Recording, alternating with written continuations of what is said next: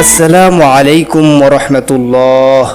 আল্লাহ রসুল সাল্লাল্লাহু আলাইহি ওয়াসাল্লাম বলেছেন, তোমরা এই 5টি পাপ হতে মুক্ত থাকো। কেননা তোমরা যদি এই 5টি পাপের সঙ্গে জড়িত থাকো আর সে অবস্থায় যদি মৃত্যুবরণ করো, তাহলে তোমাদের কবরে অবশ্যই আযাব হবে। প্রিয় দর্শক, আমরা সকল মুসলমানই কম বেশি এই 5টি গুনাহের সঙ্গে জড়িত রয়েছি। সেই 5টি গুনাহ কি, সেই সম্পর্কে আজকে আমাদের এই ভিডিওতে আলোচনা করব ইনশাআল্লাহ। তাই আমি সকলকে অনুরোধ করছি এই ভিডিওটি না টেনে একেবারেই শেষ পর্যন্ত দেখার জন্য। সম্মানিত দর্শক, কবর জিনিসটা আসলে কি, এই কবরে আমাদের মৃত্যুর পর কি কি শাস্তি দেওয়া হবে সেই সম্পর্কে আল্লাহ রসুল সাল্লাল্লাহু আলাইহি ওয়াসাল্লাম বিভিন্ন হাদিসে বর্ণনা করেছেন। চলুন আমরা সেই বিষয়ে জেনে নিই। কবর পরকালের প্রথম ঘাঁটি। যে ব্যক্তি ভালো আমল করবে এবং আল্লাহর সঙ্গে সাক্ষাৎ করার জন্য প্রস্তুতি নেবে, কবর তার জন্য বন্ধুত্ব ও আনন্দের ঘর। আর যে ব্যক্তি খারাপ আমল করবে এবং আল্লাহ তাআলার অনুগত্যের ক্ষেত্রে ত্রুটি করবে, কবর তার জন্য ভীতি ও অন্ধকারের ঘর। নবী করিম সাল্লাল্লাহু আলাইহি ওয়াসাল্লাম ইরশাদ করেন, কবর পরকালের প্রথম ঘাঁটি। কেউ যদি এখান থেকে মুক্তি পায়, তাহলে সে পরবর্তী সবগুলো ঘাঁটি তার জন্য সহজ হয়ে যাবে। আর যদি কেউ এই কবর থেকে মুক্তি না পায়, তাহলে পরবর্তী ঘাঁটিগুলো তার জন্য আরও কঠিন হয়ে যাবে। তিরমিজি হাদিস নাম্বার 2308। কোনো ব্যক্তি যখন মারা যায়, তখন সে বরখোঁজে প্রবেশ করে এবং পুনরুত্থান পর্যন্ত সে সেখানেই থাকবে। ইরশাদ হয়েছে, এরপর যখন তোমাদের কারো মৃত্যু আসবে, তখন সে বলবে, হে আমার রব, আমাকে ফিরিয়ে দাও।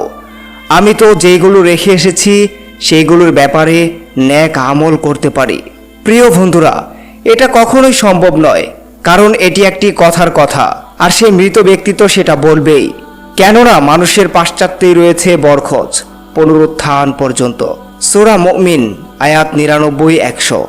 নবী করিম সাল্লাল্লাহু আলাইহি ওয়াসাল্লাম আরও বলেন, যদি এই ভয় না থাকতো যে তোমরা মৃত্যুকে দাফন করবে না, তাহলে আমি আল্লাহ তাআলার কাছে দোয়া করতাম যাতে তিনি আমি যেই কবরের আযাব শুনতে পাই তা যেন তোমাদেরকেও শুনিয়ে দেন। মুসলিম শরীফ হাদিস নাম্বার 7392।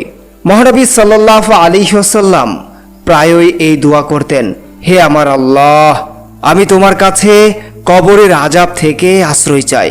বুখারী হাদিস নাম্বার 2822।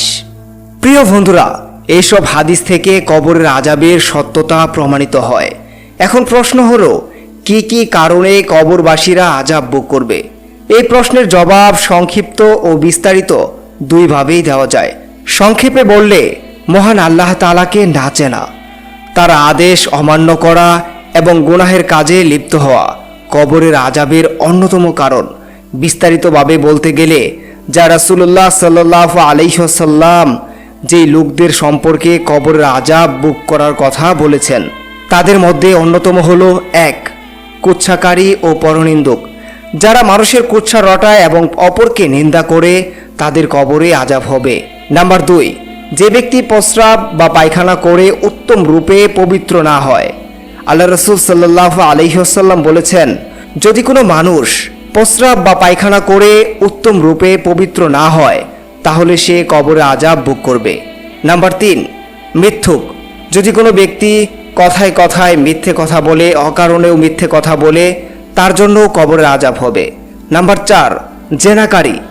যদি কোনো মানুষ আল্লাহ তাআলার ভয় না করে জেনার কাজে লিপ্ত থাকে আর তওবাহ না করে মৃত্যুবরণ করে, তাহলে তার কবরে আযাব হবে।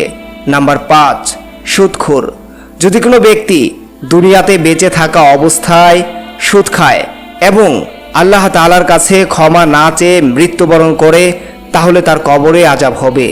এছাড়া আরও অনেকের কথা আল্লাহ রাসূল সাল্লাল্লাহু আলাইহি ওয়াসাল্লাম উল্লেখ করেছেন। আল্লাহ তাআলা আমাদের সকলকেই কবরের আযাব থেকে রক্ষা করুন। মহান আল্লাহ তাআলা আমাদের সকলকেই আল্লাহ রাসূল সাল্লাল্লাহু আলাইহি ওয়াসাল্লামের হাদিস অনুযায়ী নিজের জীবনকে পরিচালিত করার তৌফিক দান করুন এবং যে কাজগুলো করতে আমাদের প্রিয় নবীজি নিষেধ করেছেন, সেই কাজগুলো থেকে বিরত থাকার তৌফিক দান করুন। আমিন।